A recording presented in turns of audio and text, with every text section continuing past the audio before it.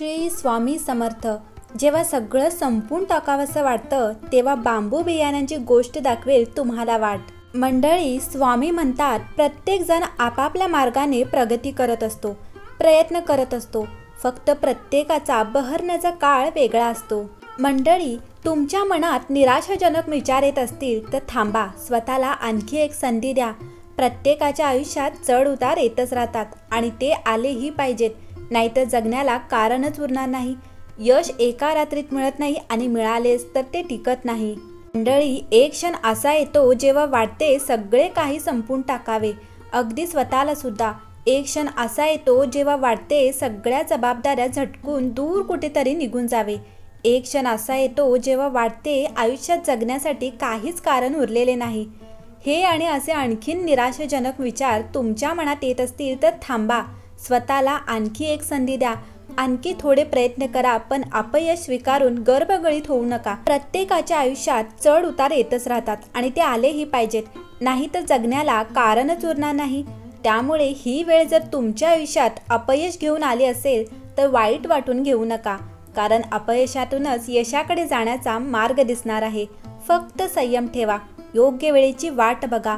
यश एका रात्री मिळत नाही आणि मिळालेच तर ते टिकत नाही. मंडळी, एका व्यक्तीने आपल्या मोकळ्या खाजगी जागेत मोठी बाग फुलवायची ठरवले.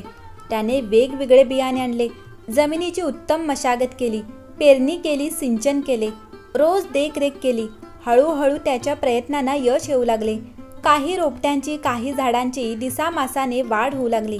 त्याला फार आनंद झाला. प्रत्येक झुडुपाची व्यक्तिगत तपासणी करताना त्याच्या लक्षात आले अजून बांबूचे बियाणे रुजलेले दिसत नाही. ते वगळता अन्न, फळा, फुलांनी, वेलींनी बहरायला सुरुवात केली होती.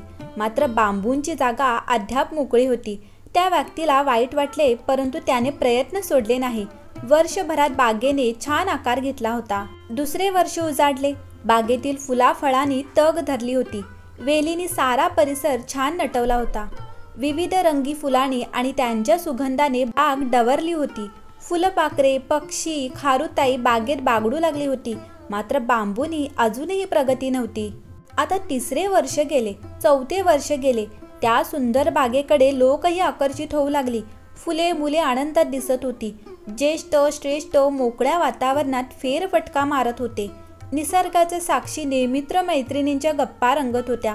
हे सर्व पाहताना त्या व्यक्तीचे मन भरून आले. मोकळ्या माळरानावर बगीचा फुलवून एवढ्या लोकांना आनंद देता आला याचे त्याला समाधान वाटले.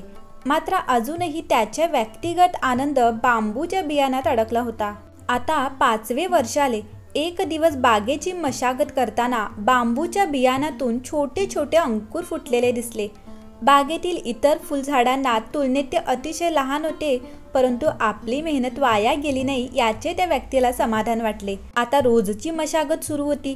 पाहता पाहता अवघ्या 6 महिन्यात बांबूच्या झाडांनी 60 फूट उंच झेप घेत आकाशाच्या दिशेने वाटचाल केली आणि त्याच बांबूंच्या झाडासमोर बाकीची फुलझाडे खुजी वाटू लागली.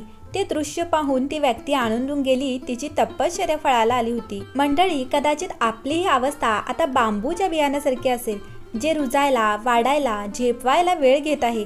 त्यासाठी लागणारा योग्य कालावधी पूर्ण झाला की आपल्यालाही आकाशात उंच झेप घेता येईल. फक्त तोवर स्वतःला पूर्णपणे विकसित करायला हवे, संयम बाळगायला हवा, दुसऱ्यांशी तुलना थांबवून स्वतःला सिद्ध करायला हवे. लक्षात घ्या, लंडन हे शहर न्यूयॉर्कपेक्षा 5 तास पुढे आहे. याचा अर्थ लंडन प्रगतीपथावर आहे आणि न्यूयॉर्क मागे आहे असे नाही, तर हा केवळ वेळेचा फरक आहे. दोघेही आपापल्या जागी प्रगतीपथावरच आहेत. त्याचबरोबर प्रत्येक जण आपापल्या मार्गाने प्रगती करत असतो, प्रयत्न करत असतो. फक्त प्रत्येकाचा बहरण्याचा काळ वेगळा असतो, मात्र प्रत्येकाची वेळ ही नक्कीच येते. मंडळी, आपल्या सर्वांच्या आयुष्यात आता थोडंफार सुख आलंय, काहीशी समृद्धी आली आहे, खिशात बऱ्यापैकी पैसा खुळखुळतोय. आपल्या घरीही आपण घरी पैसा अडका बाळगून आहोत. थोडंसं स्थैर्य आपल्या सर्वांच्या आयुष्यात आलेलं आहे. मंडळी, स्वामी म्हणतात मनुष्याने भविष्याची चिंता सोडून केवळ वर्तमानातील आपल्या कर्मावर लक्ष केंद्रित करावे. वर्तमानात मेहनत, परिश्रम घेतले तरच भविष्यात सुफल प्राप्ती होईल. म्हणजेच आता काम केल्यास भविष्यात सुखी, समाधानी, आनंदी जीवन जगता येणे शक्य होऊ शकते असे सांगितले जाते. मंडळी, असा मनुष्य जो कधी अत्यानंदित होत नाही, द्वेष करत नाही, शोक करत नाही आणि जो कधी कामना देखील करत नाही, तसेच शुभ आणि अशुभ संपूर्ण कर्मांचा त्याग करतो, तोच भक्तियुक्त भक्त भगवंताला देखील प्रिय असतो। मंडळी, भगवंत म्हणतो, एखादे कार्य मनाप्रमाणे पार पडल्यानंतर अति आनंदित होता कामा नये। अशाने चूक होण्याची देखील शक्यता असते। तसेच आपले कार्य यशस्वी ठरले म्हणून कोणाचा द्वेष आणि ईर्ष्याही करू नये। मानसिक शांतता आणि प्रसन्नता ठेवण्यास याचा उपयोग होऊ शकतो। मंडळी, स्वामी म्हणतात, दिखावपणा करणारा व्यक्ती असत्यवचनी आणि कपटी असल्याचे म्हटले जाते। खऱ्या अर्थाने इंद्रियांवर नियंत्रण मिळवण्याची कला अवगत करता आली पाहिजे। इंद्रियांवर नियंत्रण म्हणजे अपेक्षा, आशा, इच्छा, आसक्ती यांच्यावर नियंत्रण मिळवणे होय। असे केल्याने समाधान, खऱ्या निखळ आनंदाची अनुभूती घेणे शक्य होऊ शकते। जो मनुष्य ईश्वरी शक्तीचा मनापासून स्वीकार करतो आणि परमात्म्यावर संपूर्ण श्रद्धा ठेवतो, भगवंत त्याचे कधीही वाईट होऊ देत नाहीत